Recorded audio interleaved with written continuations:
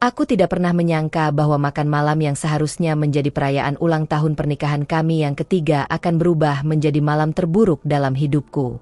Lampu-lampu kristal di ruang makan mewah keluarga suami berkilauan di atas kepala kami, tapi cahayanya tidak cukup terang untuk menyembunyikan pandangan merendahkan yang telah kurasakan sejak hari pertama aku menikah dengan Daniel. Aku duduk dengan tenang, tangan terlipat di pangkuan, mencoba mengabaikan bisikan-bisikan di sekeliling meja panjang yang penuh dengan hidangan mahal. Semua keluarga besar Daniel ada di sana. Ayahnya di ujung meja, ibunya di sebelah kanannya, dan adik-adik Daniel dengan pasangan mereka tersebar di kursi-kursi lainnya. Lalu ada aku, istri yang berasal dari keluarga sederhana, yang dianggap tidak pantas untuk putra kesayangan mereka. Aku mencoba tersenyum, mencoba menjadi istri yang baik, mencoba membuktikan bahwa aku layak berada di sini. Tapi kemudian ibuku mertua berdiri, gelas anggur di tangannya, dan matanya yang dingin menatap langsung ke arahku. Ruangan menjadi hening. Semua orang menunggu. Aku pikir ini akan menjadi ucapan selamat untuk kami. Aku salah besar. Jangan lupa subscribe dan nyalakan notifikasi agar kalian tidak ketinggalan kelanjutan cerita yang mengejutkan ini, karena apa yang terjadi selanjutnya akan mengubah segalanya.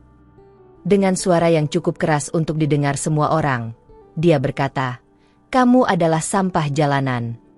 Kata-kata itu keluar dari mulutnya dengan begitu mudah, seolah dia sedang mengomentari cuaca. Aku membeku. Jantungku berhenti berdetak untuk sesaat. Aku berbalik melihat Daniel, berharap dia akan membelaku, berharap dia akan berdiri dan mengatakan sesuatu, apapun. Tapi dia hanya menatap piringnya. Rahangnya mengeras, tapi mulutnya tetap tertutup. Aku merasakan panas di pipiku. Bukan karena malu, tapi karena marah. Marah pada perempuan yang berdiri di sana dengan sombong. Marah pada suami yang tidak berani membela istrinya. Marah pada diriku sendiri karena telah membiarkan perlakuan seperti ini berlangsung selama 3 tahun. Tapi yang paling membuatku marah adalah tatapan semua orang di ruangan itu. Beberapa terlihat tidak nyaman, beberapa lainnya bahkan tersenyum kecil, seolah mereka menikmati pertunjukan ini. Aku bukan manusia bagi mereka. Aku hanya hiburan. Aku berdiri perlahan, kakiku sedikit gemetar, tapi aku memaksakan diriku untuk tetap tegak. Aku menatap mata ibu mertuaku tanpa berkedip. Untuk pertama kalinya dalam 3 tahun, aku tidak akan menunduk. Aku tidak akan lari. Aku tidak akan menangis di depan mereka. Dengan suara yang lebih tenang dari yang kukira bisa kulakukan, aku berkata, "Terima kasih atas makan malamnya. Tapi aku rasa aku sudah cukup makan untuk malam ini." Aku mengambil tasku dari sandaran kursi, dan tanpa menoleh ke Daniel lagi, aku berjalan keluar dari ruang makan itu. Setiap langkah terasa seperti berjalan di atas pecahan kaca, tapi aku terus berjalan. Aku mendengar bisikan-bisikan di belakangku, tapi aku tidak peduli. Aku sudah selesai peduli. Ketika aku sampai di luar rumah besar itu, udara malam menyambar wajahku. Aku baru menyadari bahwa aku menahan napas. Aku menarik napas dalam-dalam, mencoba menenangkan diri, mencoba tidak membiarkan air mata yang sudah menumpuk di pelupuk mataku tumpah.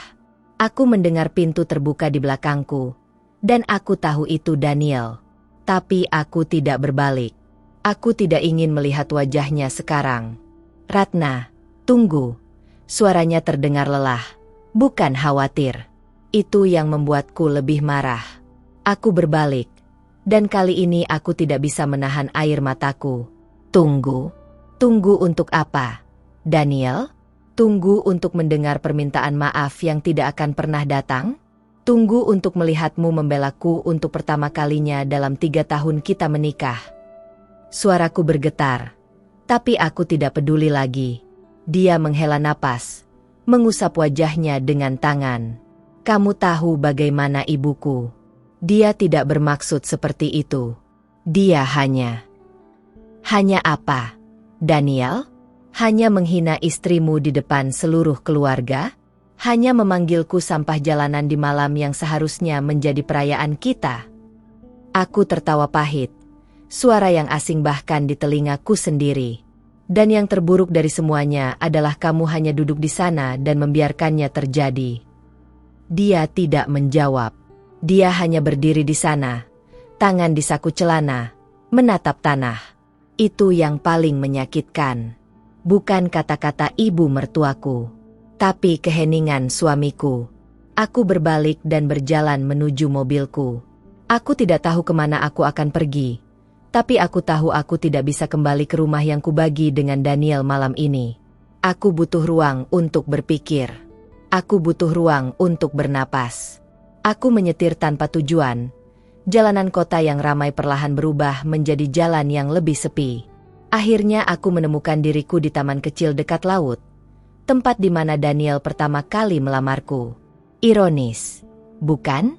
Tempat di mana semuanya dimulai, dan mungkin juga tempat di mana semuanya akan berakhir.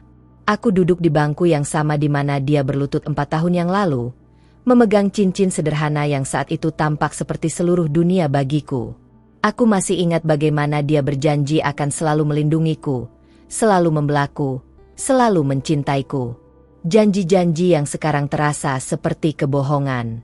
Aku menatap laut yang gelap, ombak yang bergulung, dan untuk pertama kalinya dalam 3 tahun, aku benar-benar jujur pada diriku sendiri. Aku tidak bahagia. Aku belum bahagia sejak lama.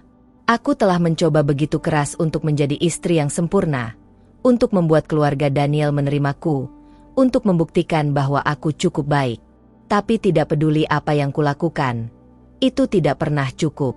Dan mungkin tidak akan pernah cukup.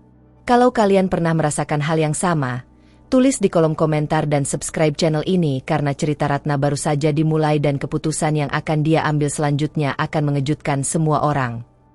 Ponselku bergetar di tasku. 5 panggilan tidak terjawab dari Daniel. 20 pesan. Aku tidak membukanya. Aku tidak siap untuk kata-kata yang akan datang, permintaan maaf yang setengah hati, atau yang lebih buruk lagi, pembelaan untuk ibunya. Aku tidak tahu berapa lama aku duduk di sana, tapi ketika aku akhirnya melihat jam, sudah hampir tengah malam. Aku tahu aku harus pergi ke suatu tempat. Aku tidak bisa tidur di mobil. Dan kemudian aku teringat Sari, sahabatku sejak kuliah, satu-satunya orang yang benar-benar mengertiku. Aku menyetir ke apartemennya, dan ketika dia membuka pintu dan melihat wajahku, dia tidak bertanya apa-apa. Dia hanya memelukku, dan aku akhirnya membiarkan semua air mata yang kutahan keluar. Aku menangis untuk semua kali aku dihina dan tidak melawan. Aku menangis untuk semua kali aku mengecilkan diriku sendiri hanya agar mereka merasa lebih besar. Aku menangis untuk pernikahan yang seharusnya penuh cinta tapi malah penuh dengan rasa sakit. Sari membawaku masuk, memberiku segelas air, dan duduk di sebelahku di sofa. Dia tidak berkata apa-apa sampai aku selesai menangis. Dan ketika aku akhirnya menceritakan semuanya, dari awal sampai akhir, dia hanya mendengarkan. Tidak ada penilaian. Tidak ada nasihat yang tidak diminta. Hanya kehadiran yang tenang yang kubutuhkan. Kamu tahu apa yang harus kamu lakukan, kan? Dia akhirnya berkata, suaranya lembut tapi tegas. Aku mengangguk perlahan. Ya, aku tahu. Aku sudah tahu sejak lama. Aku hanya terlalu takut untuk mengakuinya. Pagi berikutnya, aku bangun dengan kepala yang lebih jernih dari yang pernah kurasakan dalam bertahun-tahun. Aku meminjam pakaian Sari, mandi, dan menatap pantulanku di cermin. Perempuan yang menatap balik padaku terlihat lelah. Matanya bengkak dari menangis. Tapi ada sesuatu yang berbeda. Ada keberanian baru di matanya. Ada tekad. Aku mengambil ponselku dan akhirnya membuka pesan-pesan dari Daniel. Sebagian besar adalah permintaan maaf, memohon aku untuk pulang, mengatakan dia akan berbicara dengan ibunya. Tapi ada satu pesan yang membuatku berhenti. Pesan dari ibunya sendiri. Jangan berpikir kamu bisa melarikan diri begitu saja. Daniel adalah anakku, dan dia akan selalu memilih keluarganya. Kamu hanya sementara. Aku menatap kata-kata itu untuk waktu yang lama. Dan kemudian aku tersenyum. Bukan senyum sedih. Tapi senyum yang datang dari menyadari bahwa aku tidak perlu membuktikan apa-apa lagi pada siapapun. Aku tidak perlu dipilih oleh orang yang tidak menghargaiku. Aku bisa memilih diriku sendiri. Aku mengetik balasan cepat ke Daniel. Kita perlu bicara. Aku akan ke rumah nanti siang untuk mengambil barang-barangku. Aku tidak menunggu balasan. Aku mematikan ponselku dan berbalik ke Sari yang sedang membuat sarapan di dapur. Terima kasih sudah membiarkanku menginap, kataku. Dia tersenyum. Kamu bisa tinggal selama yang kamu mau. Kamu tahu itu. Aku mengangguk. Tapi aku sudah punya rencana. Aku tidak akan menjadi beban bagi siapapun lagi. Aku akan mencari apartemen sendiri. Aku akan fokus pada karirku yang telah kuabaikan demi menjadi istri yang sempurna. Dan aku akan membangun hidupku kembali. Dari awal jika perlu. Siang itu, aku kembali ke rumah yang selama 3 tahun ku coba jadikan rumahku. Daniel ada di sana, menungguku di ruang tamu. Dia terlihat seperti tidak tidur, matanya merah, rambut berantakan. Ratna, aku. Aku mengangkat tangan, menghentikannya. Tidak, Daniel, biarkan aku bicara dulu. Dia menutup mulutnya dan mengangguk. Aku sudah memikirkan ini semalaman, dan aku menyadari sesuatu. Aku telah kehilangan diriku sendiri dalam pernikahan ini. Aku telah mencoba begitu keras untuk menjadi orang yang keluargamu inginkan, untuk menjadi istri yang kamu inginkan, sampai aku lupa siapa aku sebenarnya. Dan yang paling menyakitkan adalah, tidak peduli seberapa keras aku mencoba, itu tidak pernah cukup untuk ibumu. Dan, jika aku jujur, untuk MU juga. Itu tidak benar, dia mulai, tapi aku melanjutkan. Kemarin malam, ketika ibumu menghinaku di depan semua orang, aku tidak mengharapkan dia untuk membelaku. Aku sudah tahu dia tidak akan pernah melakukannya. Tapi aku mengharapkan MU untuk melakukannya. Aku mengharapkan suamiku untuk berdiri dan mengatakan sesuatu, apapun. Tapi kamu hanya duduk di sana. Daniel, kamu membiarkannya memanggilku sampah jalanan, dan kamu tidak melakukan apa-apa. Air mata mulai mengalir di pipinya. Aku minta maaf. Aku tidak tahu apa yang harus kulakukan. Ibuku. Ibumu akan selalu seperti itu, Daniel. Dan aku sudah menyadari bahwa kamu tidak akan pernah bisa berdiri untukku. Bukan karena kamu tidak mencintaiku, tapi karena kamu lebih takut mengecewakan ibumu daripada kehilanganku. Keheningan mengisi ruangan. Dia tidak menyangkal. Karena kami berdua tahu itu benar. Aku ingin bercerai, kataku akhirnya, kata-kata yang telah melayang di kepalaku sepanjang malam. Dia terlihat terkejut, seolah dia tidak mengharapkan ini. Ratna, tidak, tolong. Aku akan berbicara dengan ibu. Aku akan membuat semuanya lebih baik. Tolong jangan lakukan ini. Aku menggeleng perlahan. Terlambat. Daniel, ini bukan hanya tentang ibumu. Ini tentang kita. Tentang pernikahan yang sudah tidak sehat untuk kita berdua. Aku tidak bisa terus hidup seperti ini. Dan aku tidak akan memaksamu untuk memilih antara aku dan keluargamu. Karena kami berdua tahu apa pilihanmu. Dia menutupi wajahnya dengan tangan, bahunya bergetar. Dan untuk pertama kalinya, aku tidak merasa perlu untuk menghiburnya. Aku tidak merasa bersalah. Aku hanya merasa lega. Aku naik ke kamar yang pernah menjadi milik kami dan mulai mengemas barang-barangku. Tidak banyak, sebenarnya. Sebagian besar hidupku telah dihabiskan untuk mencoba menyesuaikan diri dengan kehidupan Daniel, sampai aku hampir tidak memiliki apa-apa yang benar-benar menjadi milikku. Tapi itu akan berubah sekarang. Ketika aku sedang melipat pakaianku, aku mendengar ketukan di pintu. Aku berbalik dan melihat Daniel berdiri di ambang pintu. Apa aku pernah cukup baik untukmu? Tanyaku, pertanyaan yang telah menggangguku selama bertahun-tahun. Dia terlihat bingung. Tentu saja. Kamu selalu. Tidak. Daniel. Aku bertanya, apa aku pernah cukup baik untuk MU sebagai diriku sendiri?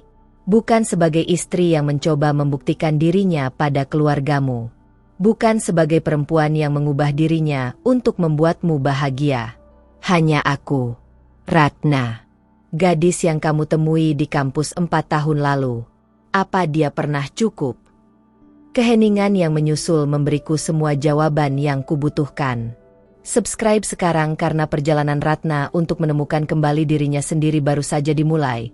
Dan apa yang akan terjadi dalam 6 bulan ke depan tidak akan kalian percaya. Aku menyelesaikan packing barang-barangku, memasukkan semuanya ke dalam 3 koper besar. Saat aku menyeret mereka ke tangga, Daniel mencoba membantu, tapi aku menolak dengan lembut. Aku perlu melakukan ini sendiri. Aku perlu merasakan berat dari keputusan yang telah kubuat. Di pintu depan, aku berhenti dan berbalik untuk melihat rumah itu untuk terakhir kalinya.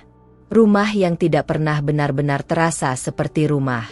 Rumah di mana aku selalu merasa seperti tamu yang tidak diinginkan. Aku akan mengirim surat cerai melalui pengacaraku, kataku tanpa menatap Daniel. Ratna, apa kamu yakin tidak ada cara lain? Kita bisa mencoba konseling. Atau tidak ada cara lain. Daniel, setidaknya tidak ada yang akan membuat kita berdua bahagia. Ini yang terbaik untuk kita berdua. Percaya padaku. Dan dengan itu, aku berjalan keluar dari kehidupan yang telah kukenal selama 3 tahun. Aku tidak menoleh ke belakang. 6 bulan kemudian, hidupku telah berubah dengan cara yang tidak pernah kubayangkan. Aku pindah ke apartemen kecil di pusat kota, tempat yang sederhana tapi benar-benar milikku. Aku kembali fokus pada karirku sebagai desainer grafis, sesuatu yang telah kuabaikan karena ibu mertua menganggapnya tidak pantas untuk istri Daniel. Ternyata, aku cukup berbakat. Aku mulai mendapatkan klien-klien besar, pekerjaanku ditampilkan di beberapa majalah, dan aku bahkan mulai mengajar kelas online untuk desainer pemula. Yang lebih penting, aku menemukan diriku lagi. Aku belajar bahwa nilaiku tidak ditentukan oleh bagaimana orang lain memandangku. Aku belajar bahwa aku tidak perlu mengecilkan diriku sendiri agar orang lain merasa lebih besar. Aku belajar bahwa kadang-kadang, meninggalkan sesuatu yang menyakitkan adalah bentuk cinta terbesar yang bisa kamu berikan pada dirimu sendiri. Perceraian kami selesai sebulan yang lalu. Itu lebih mudah dari yang kukira. Daniel tidak mempersulit. Mungkin karena dia akhirnya menyadari bahwa ini memang yang terbaik. Atau mungkin karena ibunya sudah menyiapkan calon istri baru untuknya. Aku mendengar dari teman-teman bersama bahwa dia sudah bertemu dengan anak dari rekan bisnis ayahnya. Seseorang yang lebih cocok untuk keluarga mereka. Awalnya, mendengar itu sedikit menyakitkan. Bukan karena aku masih mencintai Daniel, tapi karena itu menegaskan bahwa aku memang tidak pernah cukup baik untuk mereka. Tapi kemudian aku menyadari sesuatu. Aku tidak perlu cukup baik untuk mereka. Aku hanya perlu cukup baik untuk diriku sendiri. Dan aku lebih dari cukup. Hari ini, aku duduk di kafe favoritku, laptop terbuka di depanku, mengerjakan proyek untuk klien internasional pertamaku. Sari duduk di seberangku, mengerjakan skripsi doktoralnya.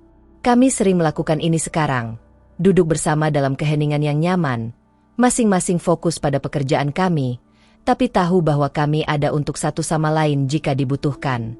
Kamu tahu, kata Sari tiba-tiba, menatapku dari atas laptopnya.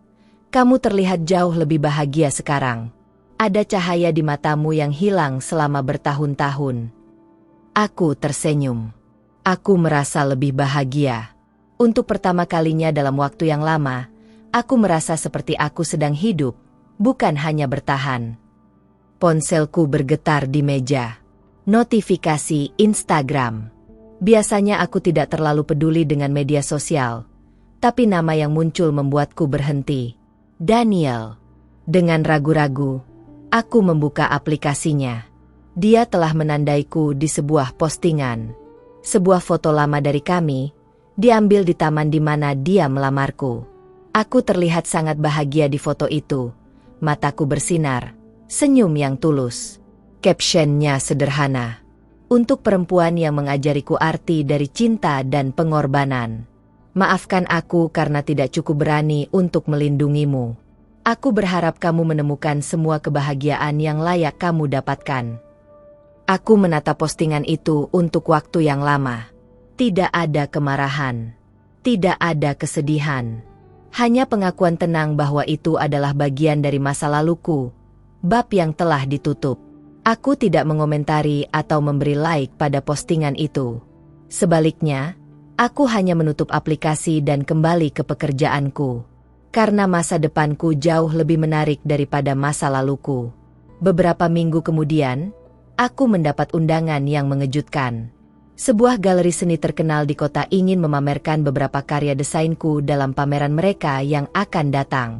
Ini adalah kesempatan besar. Jenis kesempatan yang dapat mengubah karir. Aku langsung menerima. Malam pameran tiba, dan aku berdiri di galeri, dikelilingi oleh karya-karyaku yang terpajang di dinding. Setiap piece menceritakan cerita. Cerita tentang rasa sakit, tentang transformasi, tentang menemukan kekuatan dalam kerentanan. Ini adalah ceritaku, dituangkan ke dalam seni. Orang-orang berdatangan, mengagumi karya-karya itu, bertanya tentang inspirasiku. Untuk pertama kalinya, aku tidak malu menceritakan ceritaku. Tentang pernikahan yang gagal. Tentang kehilangan diriku sendiri. Tentang perjalanan panjang untuk menemukannya kembali.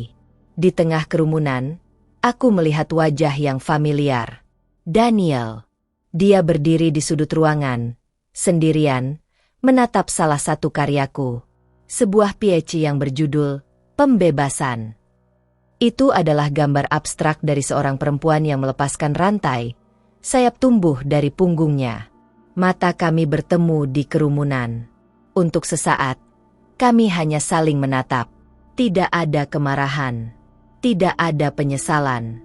Hanya pengakuan dari dua orang yang pernah berbagi hidup tapi sekarang berjalan di jalan yang berbeda. Dia mengangguk kecil padaku, semacam pengakuan, mungkin bahkan kebanggaan. Dan kemudian dia berbalik dan pergi, menghilang ke dalam kerumunan. Aku berbalik kembali ke tamu-tamu yang menungguku. Hatiku terasa ringan. Karena aku menyadari sesuatu dalam momen itu. Aku sudah sepenuhnya melepaskan masa laluku. Aku sudah memaafkan Daniel, bukan karena dia meminta maaf, tapi karena aku tidak ingin membawa kemarahan itu lagi. Aku sudah memaafkan diriku sendiri karena bertahan terlalu lama. Karena berpikir aku bisa mengubah situasi yang tidak bisa diubah. Dan yang paling penting, aku sudah menemukan diriku lagi. Bukan versi yang mencoba menyenangkan semua orang. Bukan versi yang mengecilkan dirinya sendiri. Tapi versi yang autentik, yang kuat, yang tahu nilainya. Jika cerita Ratna menginspirasimu untuk tidak pernah menyerah pada dirimu sendiri, subscribe channel ini, nyalakan lonceng notifikasi, dan tinggalkan komentar tentang pengalamanmu. Ingat, kamu tidak perlu cukup baik untuk orang lain. Kamu hanya perlu cukup baik untuk dirimu sendiri. Terima kasih sudah menonton sampai akhir, dan sampai jumpa di video berikutnya. Malam itu, ketika aku kembali ke apartemenku, aku berdiri di balkon kecilku, menatap kota yang berkilauan di bawah. Angin malam menyentuh wajahku, membawa aroma laut yang familiar. Aku menarik napas dalam-dalam, merasakan udara mengisi paru-paruku, merasakan kehidupan mengalir melalui tubuhku. Aku memikirkan perempuan yang duduk di meja makan itu 6 bulan yang lalu. Perempuan yang membiarkan dirinya dihina tanpa melawan. Aku hampir tidak mengenalinya lagi. Karena aku bukan orang itu lagi. Aku telah berubah, bertumbuh, berkembang menjadi sesuatu yang lebih kuat. Dan saat aku berdiri di sana, di bawah langit malam yang penuh bintang, aku tersenyum. Tersenyum untuk masa depan yang penuh kemungkinan. Tersenyum untuk kehidupan yang akhirnya benar-benar milikku. Tersenyum karena aku akhirnya benar-benar bebas. Terima kasih sudah mendengarkan cerita perjalanan Ratna sampai akhir. Kalian luar biasa karena sudah menemani kami sampai detik terakhir. Jika kalian menyukai cerita ini dan merasa terinspirasi, jangan lupa tekan tombol like. Tulis di kolom komentar apa pendapat kalian tentang keputusan berani Ratna. Dan yang paling penting, Subscribe channel kami serta aktifkan lonceng notifikasi agar kalian tidak ketinggalan cerita-cerita mengharukan dan penuh drama lainnya yang akan kami bawakan setiap minggu. Dukungan kalian sangat berarti bagi kami dan membantu channel ini terus berkembang untuk menghadirkan konten-konten berkualitas yang bisa menginspirasi banyak orang. Jadi mari bergabung dengan keluarga besar kami dan jadilah bagian dari komunitas yang saling mendukung satu sama lain.